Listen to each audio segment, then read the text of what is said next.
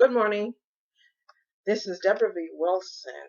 I am in Bradford. It is the 9th of, it's Monday. It's the 9th of March, and that is 2020. The time is 1000 hours and 39 minutes. So I apologize. I'm already distracted because I'm quite enthusiastic about this very short podcast I'm going to do. On Saturday, by the way, I said I was distracted. Happy belated, uh, a very happy belated International Women's Day. I had the good fortune on Saturday of going with a busload of women and a couple of girls to London to participate in the Million Women Rise March. It was absolutely wonderful. It was just a wonderful experience. At 62 years old, I sometimes I experience feminist activism because activism is a human expression, and so that is influenced and affected by a multitude of things, time, place, the people who experience it. So I sometimes am perplexed at the ways in which feminism has changed in modern times. Modern for me, again, I'm 62, and it's still feminism because a social movement, a social construct, people created to reflect self and the experience in which they are living. And so International Women's Day seems very familiar to me via the Million Women Rise March because of the marching, because of the signs, the posters, the placards. It's a familiar way for me to experience my feminism and my activism. It's also a way for me to remain relevant and aware, to remain relevant through awareness, the choice to be aware of issues and concerns beyond what is of importance to me. And so it is why I love International Women's Day, experience it in London. It's a large city with millions of people living there. Only a small percentage probably women identify as feminists, women and girls identify as feminists, but nevertheless there's a critical mass there. And so you get to, and it's a global city. There are women not only from around the world who call London home, there are women who have been in and out of the world and are in London. And there are visitors who participate in the march. I look at, in my research, I seek to understand how the state constructs national security and what is a threat and how do they keep us safe and how do we experience that. It's difficult for private citizens to have a relationship with the state, particularly that component of it that is national security. But we do. We do.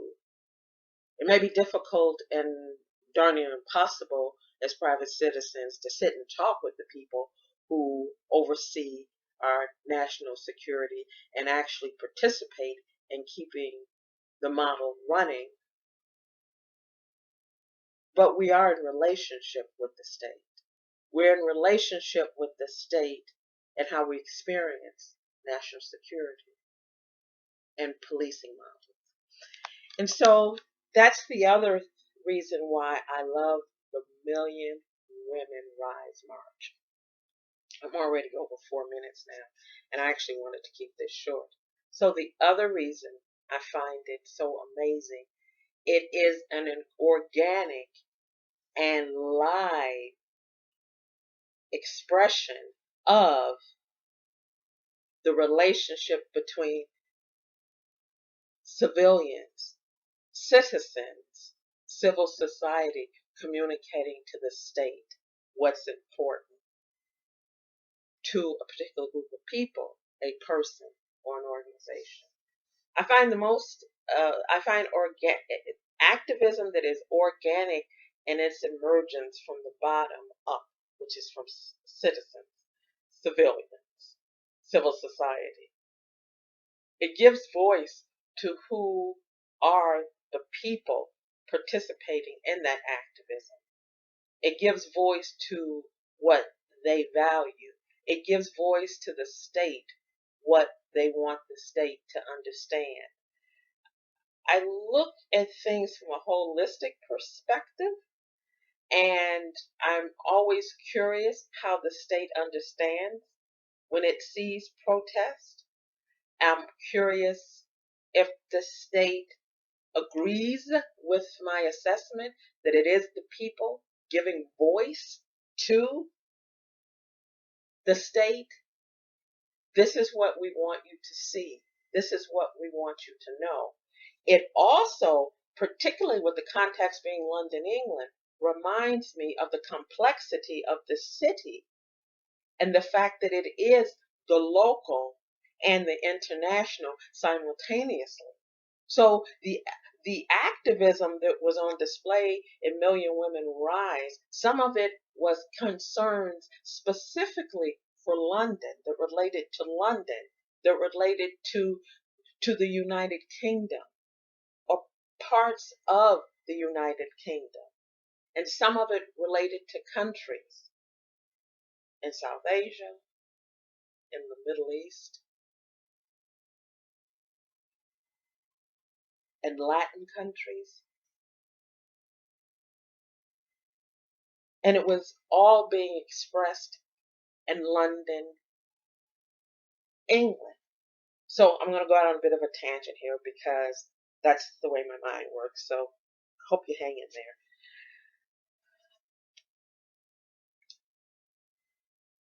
From an operational perspective, and by I mean operational with the way a country needs to run, this is a perfect example of the girth, no matter what the size is, of the participants in the march. And I don't know the actual number. There were thousands of women there. I'm not good at counting such numbers. Someone told me they thought it was under 5,000 women. And I don't know if that's correct or incorrect, an underestimation, spot on, or overestimation. I have no idea. But there were thousands of women there. But one of the things that I always say about this country is the three pieces. Okay, the way I look at it, the country. So there's the executive, which is the PM's office. Then there's home office, and then there's FCO. And I think those components being separate are very good, because when I looked at the activism, so the actual running of the government day to day, there's the House of Lords, the upper house, which is very important indeed. But for the moment, I'm going to look at the three: PM, home office, foreign office. And maybe the perspective I'm taking is because I was born in the U.S., right? So keep that in mind. So as I looked at the activism, and some of it dealt with the local, London, and some of it dealt with from activism from a nationwide perspective, and some of it dealt with crises that were outside of this country and were happening in other countries in the world. And so there was an opportunity for the state to understand the people who live here, the people who are here, at the very least, the people who are visiting here and decided to participate in the parade, the people who call this country home and decided to go to London to participate in the parade, the people that call London home and participated in the parade, to give voice to activism. And the synergy and the potential for an engagement between the people, some people, and the state to understand what it is that's being focused on, because there's a lot going on in the world, and some of those things are not particularly pleasant. And so to focus on a particular issue, it's an opportunity for the state to learn further nuance who her people are, who are the people that visit her country, who are the people that are concerned about an issue. It's an opportunity from the state to nuance the situation from the perspective of civilians, and perhaps see it in a new light altogether, or a more contextualized light.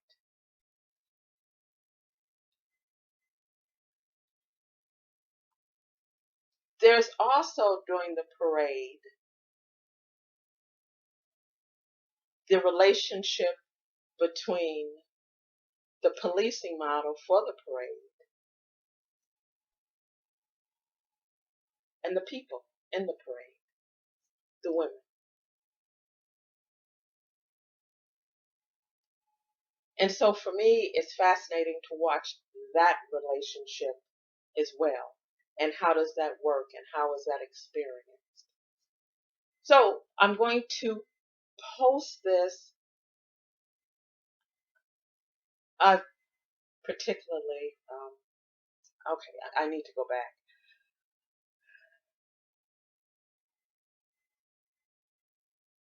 Okay, the police and the persons, the women, the females, because the women and the girls there.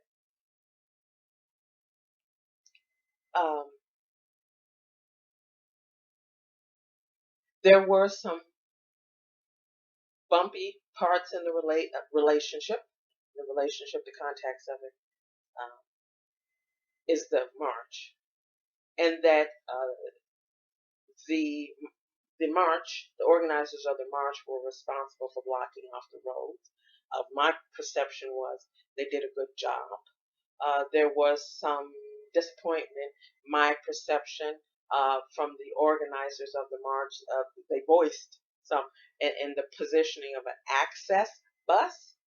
Um, the police positioned themselves by walking not on the very outside of the march, but walking along the march, not with the marchers. So there was that presence of the police. And then there were police officers that walked in front of the march, which, from my perspective, I thought was a good thing, because whether the relationship was good, bad, or indifferent, those of us that share this land are in relationship together. And I did hear, and I recognized, and I respect the right of people and their opinion, and I did hear people with disappointment in the police. So I was glad to see the police lead, not lead, but stand in front of the march to let anyone that sought to cause mayhem know the police were there. And so that the marchers were not without police protection. So from my perspective, I thought that was a good positioning by the Metropolitan Police. And I had a conversation with one Met officer, a woman, uh, and it was, for me, a very productive and respectful conversation. She was very respectful, and she wanted to know my opinion of the police presence. I don't know her.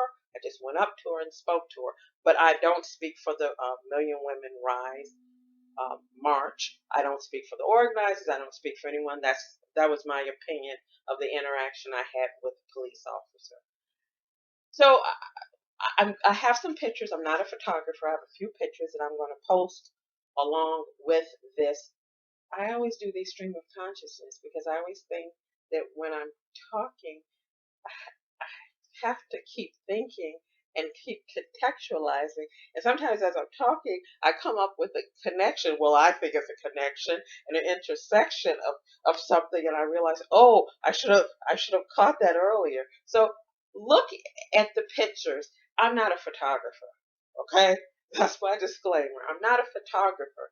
But if you, and I will post links to other YouTube videos that I see of the march, and and look at it for a second as not just a protest, but an engagement, a relationship between civilians, between people, giving voice to the government, and which is of course filled with people, but the government as an institution, and saying this is who we are, and or this is what we're concerned about. It is to me what is magnificent about London. She is the local, she is the global, and the city has the capability of taking all people and giving you the opportunity to rise above self. And with that opportunity, when the people, the civilians, bottom up, rise above self and give voice to the government, it is the potential for the government to rise above and beyond and to further educate, if that is how the state chooses to understand marches like Million Women Rise. I think it's an opportunity for Home Office to learn what people are concerned about and thinking about, to hear them. I think it's an opportunity for FCO to perhaps get a greater nuance of happenings in the world and how they're experienced by civilians. I think it's also an opportunity for the PM, Boris Johnson, to see the political engagement of, in most cases, private citizens in the capital of the nation in which he's the prime minister. The political astuteness of just regular, just in quotes, everyday people and their passions and their concerns. So there I go with another one of my streams of consciousness, which I'm very clear about what I'm trying to say, but I'm never quite sure if I've been clear in communicating that. So I'll post the photographs, and along with this, take a look at them, and I'm going to look online and post some YouTube videos in the description box of International Women's Day, the Million Women Rise March, as I experienced. This is Debra V. Wilson. It is Monday. I'm in Bradford. Thank you very much for listening.